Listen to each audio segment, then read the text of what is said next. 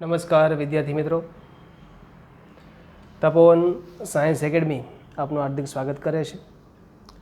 હું સતીશ સોજિત્રા લઈને આવું છું આપના માટે ધોરણ 11નું રસાયણ વિજ્ઞાનનું ચેપ્ટર નંબર 6 ઉષ્માગતિશાસ્ત્ર. મિત્રો, આપણે સ્વાધ્યાયના એક્ઝામ્પલ ચાલુ છે, એમાં વાત કરીએ 6.16 નંબરનો પ્રશ્ન એવો છે, નિરાણી પ્રણાલી માટે ડેલ્ટા યુ બરાબર 0 છે તો ડેલ્ટા એસ બરાબર કેટલા, શું હશે એમ. બરાબર, તો ખાસ સમજી લેવાનું. પ્રશ્ન એવો છે, નિરાળી પ્રણાલી માટે ડેલ્ટા યુ બરાબર 0 છે તો ડેલ્ટા એસ બરાબર શું હશે. તો નિરાણી પ્રણાલી હોય ત્યારે આંતરિક ઉર્જાનો ફેરફાર ડેલ્ટા યુ બરાબર 0 હોય.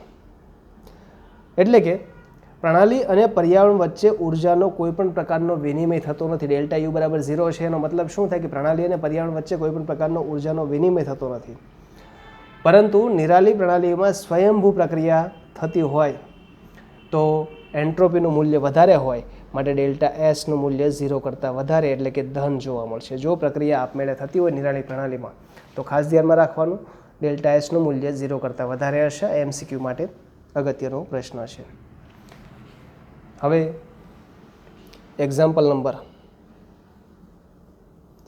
6.17 લઈએ તો 2a + b gives c.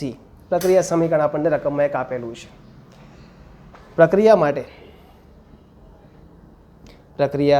માટે 298 કેલ્વિન તાપમાન,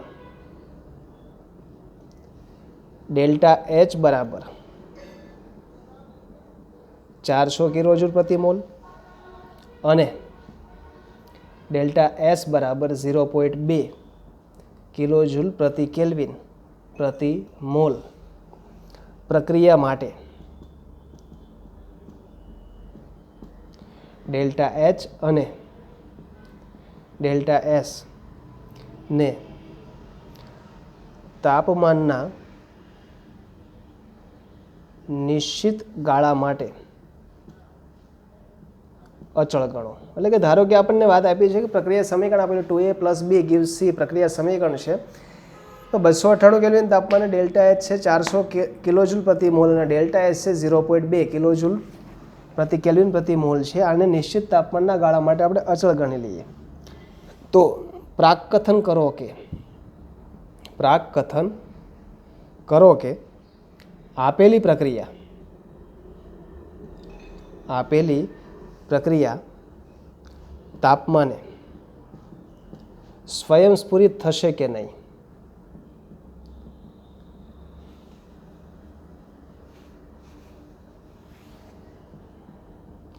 સ્વયંસ્ફુરિત થશે કે નહીં. એટલે કે એક પ્રક્રિયા માટે આપણને પ્રક્રિયા સમીકરણ આપેલો, ડેલ્ટા એચ અને એન્ટ્રોપી બંનેનો ફેરફાર આપેલો છે. તો પ્રક્રિયા આપમેળે થશે કે નહીં આપણે એ જણાવવાનું છે. તો ડેલ્ટા એચ અને ડેલ્ટા એસ બંને સાંકળતું સમીકરણની વાત કરીએ તો અહીંયા પહેલાં તો આપણે એવું માની લઈએ કે પ્રક્રિયા સંતુલન સ્થિતિમાં છે. બરાબર, એ પ્રમાણે આપણે કેલ્ક્યુલેશનની ગણતરી કરવી પડશે. તો ડેલ્ટા જી બરાબર delta H - T × delta S આ સમીકરણ છે. બરાબર. હવે ધારો કે પ્રક્રિયા સ્વયં સંતુલિત સ્થિતિમાં છે, ધારો કે સંતુલિત સ્થિતિમાં પ્રક્રિયા હોય તો ડેલ્ટા જી બરાબર શું આવે 0, માટે ડેલ્ટા એચ બરાબર શું આવે ટી × ડેલ્ટા એસ. હવે ટીને કરતા બનાવીએ તો ડેલ્ટા એચ અપોન શું લખી શકાય, ડેલ્ટા એસ લખી શકાય. કિંમત છે મૂકી દઈએ, ટી બરાબર ડેલ્ટા એચની કિંમત છે આપણને રકમમાં આપેલી છે 4000 કિલોજૂલ પ્રતિ મોલ, જ્યારે ડેલ્ટા એસની કિંમત છે 0.2 કિલોજૂલ પ્રતિ કેલ્વિન પ્રતિ મોલ. કેન્સલ થશે, કિલોજૂલ મોલ અને કેલ્વિન, તાપમાન આવશે 2000. આનો અર્થ શું થાય મિત્રો કે 2000 કેલ્વિન તાપમાન હોય ત્યારે પ્રક્રિયા કઈ સ્થિતિમાં છે તો સંતુલન સ્થિતિમાં છે. પ્રશ્ન આપણો શું છે કે કયા તાપમાનના ગાળો હોય ત્યારે પ્રક્રિયા આપમેળે થશે. તો જ્યારે પણ 2000 કેલ્વિન કરતાં વધારે તાપમાન હોય, બરાબર છે, તો અહીંયા લખી શકાય 2000 કેલ્વિન તાપમાને પ્રક્રિયા સંતુલિત સ્થિતિમાં છે.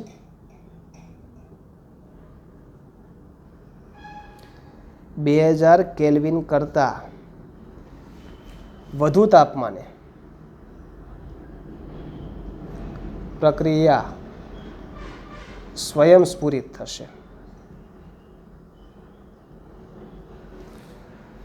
એટલે કે અહીંયા આપણે વાત કરી કોઈ પ્રક્રિયા સમીકરણ માટે ડેલ્ટા એચ અને ડેલ્ટા એસ આપણને આપેલો છે. તો આ પ્રક્રિયા સમીકરણ માટે આપણે કેલ્ક્યુલેશનમાં એવું દર્શાવવાનું છે કે ક્યારે પ્રક્રિયા આપમેળે થશે. તો પહેલાં આપણે 0 ધારી લીધું કે ડેલ્ટા જી બરાબર 0 છે, પ્રક્રિયા સંતુલન સ્થિતિ છે, તો આપણને તાપમાન મળે છે 2000 કેલ્વિન. એટલે કે 2000 કેલ્વિન સુધીનું તાપમાન હોય મિત્રો, ત્યાં સુધીમાં પ્રક્રિયા સંતુલન સ્થિતિમાં રહેલી જોવા મળશે, બરાબર છે. પરંતુ હવે આપણે તાપમાન વધારીને 2000 કેલ્વિન કરતાં વધારે તાપમાન પ્રક્રિયા કરીએ તો પ્રક્રિયા આપમેળે થઈ શકે છે. તો આ બાબત ખાસ મિત્રો ધ્યાનમાં રાખવાની છે. આ પ્રકારના પ્રશ્નો 1 માર્ક્સના MCQ માટે પૂછી શકાય એવા છે, બરાબર. હવે મિત્રો આ પ્રશ્ન જે છે એનો સ્ક્રીનશોટ આપણે પાડી લેવાનો.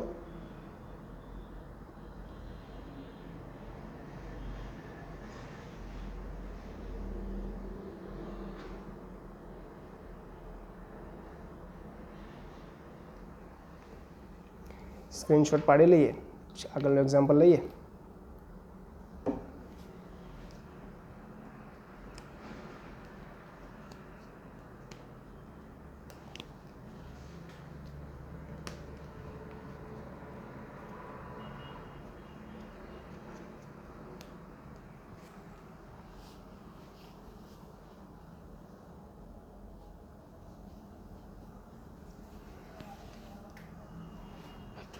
મિત્રો પ્રશ્ન number 6.18 સ્વાધ્યાયનો. 2Cl gaseous gives Cl2 gaseous. પ્રક્રિયા માટે ડેલ્ટા એચ અને ડેલ્ટા એસની સંજ્ઞાઓ શું હશે? આના માટે થિયરિકલ કન્સેપ્ટ આપણા ક્લિયર હોય તો સરળતાથી નક્કી કરી શકાય કે Cl પરમાણુ જે છે એનું Cl અણુમાં રૂપાંતર થાય છે. એટલે કે પ્રક્રિયાની વચ્ચે બંધ બને છે અને બંધ બને એટલે પ્રક્રિયા ઉષ્માક્ષેપક છે. ઉષ્માક્ષેપક પ્રક્રિયા હોવાથી ડેલ્ટા એચ બરાબર શું થાય? નેગેટિવ. ડેલ્ટા એચની વેલ્યુ માઇનસ થશે. બીજું, પરમાણુઓ ભેગા મળીને અણુની રચના બને છે, એટલે કે એન્ટ્રોપી પણ ઘટે છે. એન્ટ્રોપી શું થાય? ઘટે. અને એન્ટ્રોપી ઘટે છે માટે ડેલ્ટા એસ પણ કેવો લેવામાં આવશે? નેગેટિવ. હવે શા માટે આ નેગેટિવ લીધું? આપણને કઈ રીતે ખબર પડે કે એન્થાલ્પી નેગેટિવ છે? તો બંધ બને છે, ખાસ ધ્યાનમાં રાખવાનું. બંધ શું થાય છે? બને. જ્યારે બંધ તૂટે ત્યારે આપણે બાહ્યતમ રીતે ઉર્જા આપવી પડે, એટલે પ્રક્રિયા ઉષ્મા શોષક હોય. જ્યારે બંધ બને ત્યારે પ્રક્રિયા કેવી થશે? ઉષ્માક્ષેપક હોય. અને ઉષ્માક્ષેપક પ્રક્રિયા માટે એન્થાલ્પીનું મૂલ્ય નેગેટિવ. અને જ્યારે એન્ટ્રોપીની વાત કરીએ તો પરમાણુ કરતાં અણુઓની સ્ટેબિલિટી વધારે, સ્થાયિતા વધારે હોય, બરાબર છે. એમ એન્ટ્રોપીનું મૂલ્ય ઘટે ને એન્ટ્રોપી ઘટે એટલે એન્ટ્રોપીનું મૂલ્ય પણ નેગેટિવ આપણે લઈ શકીએ. તો આ બંનેની સંજ્ઞા થઈ. આ પ્રકારના પ્રશ્નો પણ MCQ માટે અગત્યના હોય છે. ત્યાર પછી 19 નંબરનો એક્ઝામ્પલ.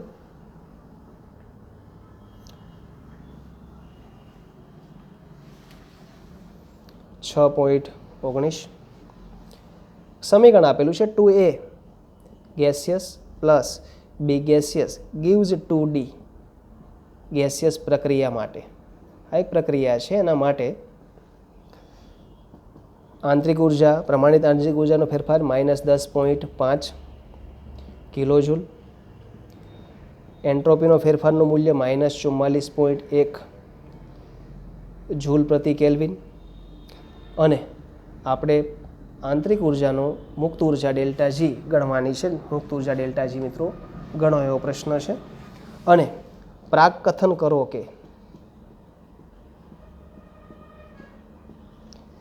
પ્રક્રિયા સ્વયંસ્ફુરિત થશે કે નહીં. હવે પ્રક્રિયા સ્વયંસ્ફુરિત થશે કે નહીં નક્કી કરવા માટે આપણે શું નક્કી કરવું પડે? તો ડેલ્ટા જી. ડેલ્ટા જીની વેલ્યુ આપણને નેગેટિવ મળે તો પ્રક્રિયા આપમેળે થશે. ડેલ્ટા જી બરાબર 0 હોય તો પ્રક્રિયા સંતુલન સ્થિતિમાં, ડેલ્ટા જી બરાબર ધન મળે તો પ્રક્રિયા આપમેળે થતી નથી. એના માટે બે કિંમત આપણને આપેલી છે, એનો ઉપયોગ કરીને કેલ્ક્યુલેશન કરીએ. તો ડેલ્ટા જી મેળવવા માટે પહેલા સ્ટેપ આપણે આ સમજવું પડશે. ડેલ્ટા જી મેળવવા માટે આપણે શું મેળવવું પડે? Delta H minus T into delta S. હવે અહીંયા પહેલાં શું મેળવવું પડશે? આપણે એન્થાલ્પી. એન્થાલ્પી મળશે તો એસ અને ટી બંને આપણી પાસે છે, એ કિંમત મૂકી શકાય. અને જ્યારે પણ ટી આપણને ન આપેલો હોય ત્યારે 298 કેલ્વિન તાપમાન લઈ લેવાનું હોય. બરાબર છે? તો પહેલાં આપણે શું મેળવવું પડશે? એન્થાલ્પી. પ્રમાણિત એન્થાલ્પી ફેરફાર બરાબર સૂત્ર શું? તો delta U plus delta N G R T. Delta U આપણને રકમમાં આપેલો છે -10.5. ડેલ્ટા એન કેટલો આવશે તો મેળવી લઈએ. ડેલ્ટા એન જી બરાબર નિપજોના મોલ માઇનસ શું કરીશું? પ્રક્રિયકના મોલ. નિપજના મોલની સંખ્યા છે 2, પ્રક્રિયકના મોલની સંખ્યા છે 3, એટલે મોલ આવશે -1 મોલ. બરાબર છે? જે કિંમત મૂકી દઈએ -1 ડેલ્ટા એન મળ્યો આપણને, ઇન્ટુ આરની કિંમત 8.314 ગુણ્યા 10⁻³ લઈશું અને તાપમાન લઈશું 298 કેલ્વિન તાપમાન.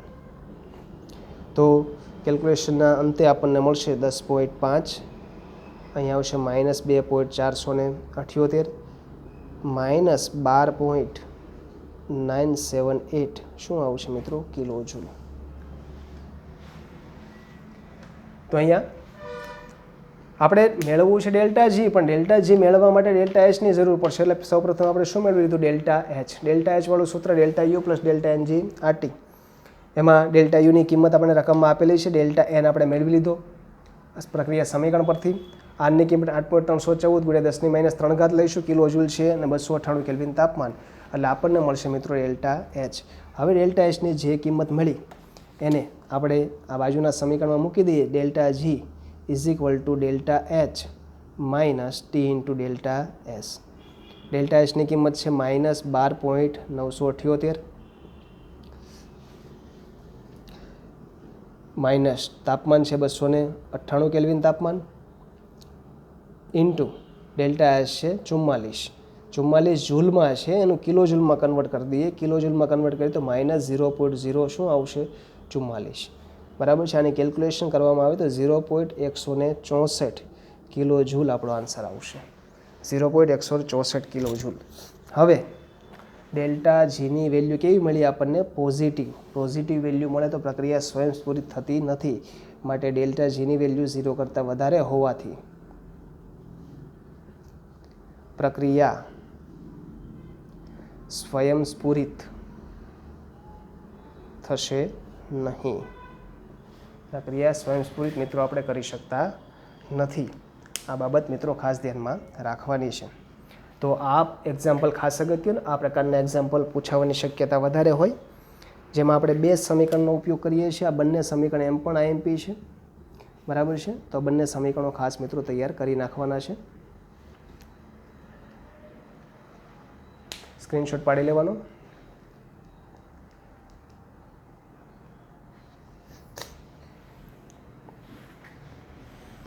આગળ વાત કરીએ. પ્રશ્ન નંબર 6.20 એટલે સ્વાધ્યાયનો એક્ઝામ્પલ નંબર 6.20.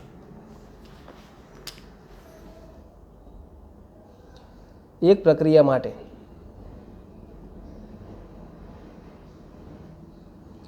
સંતુલન અચળાંક 10 છે.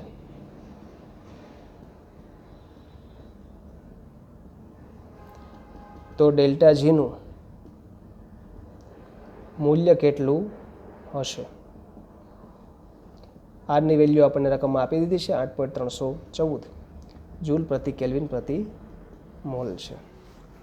તાપમાન પણ રકમમાં આપેલું છે 300 કેલ્વિન આપણે તાપમાન લઈશું. આ રકમ આપણને આપેલી છે કે એક પ્રક્રિયા માટે સંતુલન અચળાંક 10 છે. તો ડેલ્ટા જીની વેલ્યુ મેળવવાની છે અને આર અને ટી બંનેની કિંમત આપણને રકમમાં આપેલી છે. તો ડેલ્ટા જી અને સંતુલન અચળાંક કેને સાંકળતું સમીકરણ કયું? તો માઇનસ ડેલ્ટા જી બરાબર -2.303 આરટી લોગ શું લખી શકાય?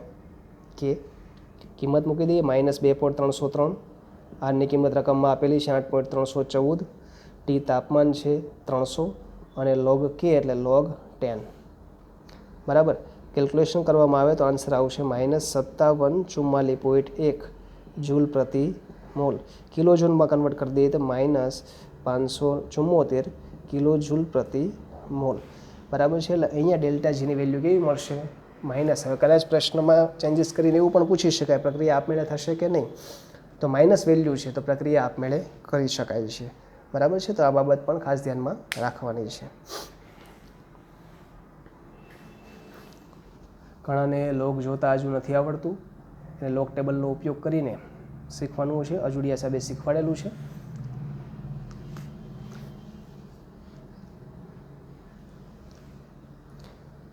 આના પછી એક્ઝામ્પલ નંબર 6.21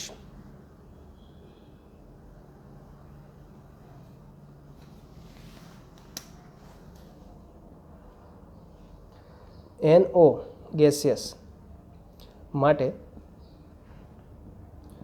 ઉષ્મા ગતીય સ્થાયિતા પર ટીકા કરો. એટલે ઉષ્મા ગતિકીય સ્ટેબિલિટી કેટલી હશે એના વિશે વાત કરવાની. એના માટે એક સમીકરણ આપેલું છે 1/2 N2 gaseous plus 1/2 O2 gaseous gives NO gaseous અને અહીંયા પ્રક્રિયા એન્થાલ્પીનું મૂલ્ય આપણને આપેલું છે 90 કિલોજૂલ પ્રતિ મોલ. આ NO gaseous plus 1/2 O2 gaseous gives NO2 gaseous. એના માટે પણ આપણને એન્થાલ્પીનું મૂલ્ય આપેલું છે -74 કિલોજૂલ પ્રતિ મોલ. તો આ પ્રક્રિયાની અંદર ડેલ્ટા એચનું મૂલ્ય ધન હોવાથી NO એ અસ્થાયી છે બરાબર છે અને ઋણ હોવાથી એ સ્થાયી છે. માત્ર આપણે ટીકા કરવાની છે, માત્ર માહિતી આપવાની છે. તો જ્યારે પણ રિએક્શન એન્થાલ્પીનું મૂલ્ય પોઝિટિવ હોય તો લખી શકાય સમીકરણ નંબર આને 1 કહી દઈએ અને સમીકરણ નંબર 2. તો સમીકરણ 1 માં પ્રક્રિયા એન્થાલ્પીનું મૂલ્ય ધન હોવાથી આ NO કેવો છે મિત્રો? અસ્થાયી છે. જ્યારે સમીકરણ 2 માં NO2 નું મૂલ્ય કેવું છે? ઋણ હોવાથી NO2 સ્થાયી છે. માત્ર એટલી માહિતી આપણે આપવાની છે કે પ્રક્રિયક જે નિપજ બને છે નિપજ સ્થાયી છે કે અસ્થાયી. તો એક વસ્તુ કન્ફર્મ યાદ રાખી લેવાની કે જ્યારે પણ એન્થાલ્પી ફેરફારનું મૂલ્ય ધન હોય ત્યારે અસ્થાયી અને એન્થાલ્પી ફેરફારનું મૂલ્ય ઋણ મળે ત્યારે એ સ્થાયી હોય છે. એટલો જ આન્સર છે આનો.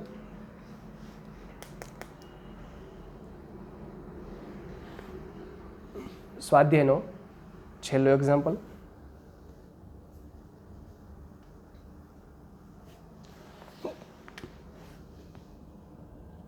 .22 પ્રમાણિત પરિસ્થિતિમાં 1 મોલ H2O લિક્વિડ બને છે ત્યારે પ્રમાણિત પરિસ્થિતિની અંદર 1 મોલ H2O લિક્વિડ બને ત્યારે પર્યાવરણમાં થતો એન્ટ્રોપી ફેરફાર ગણવાનો છે આપણે